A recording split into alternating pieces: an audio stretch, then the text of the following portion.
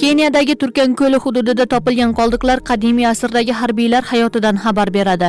Arxeologlarning so'zlariga ko'ra, ular dovyurak juda qahrli bo'lishgan. Bu yerdagi odamlar ov bilan shug'ullanishgan. Bularni 10 ming yil avval qattiq qiynoqlar bilan o'ldirishgan degan taxminlar bor. Yodgorlik Kembridj universiteti tadqiqotchilari tomonidan aniqlandi. U yerda umumiy bo'lib 27 nafar odamning suyaklari topilgan. Ular orasida 6 nafari yosh bolalar. Табылган мындан 10 миң жыл мурун аңчылар менен жыйноочулар ортосунда ресурстар үчүн согуш жүрүп турганынан кабар берет. Бул көрүнүштүү адистер азыркы күндөгү жаратылыш коргоочулары менен браконьерлердин ортосундагы күрөшкө окшош турушту.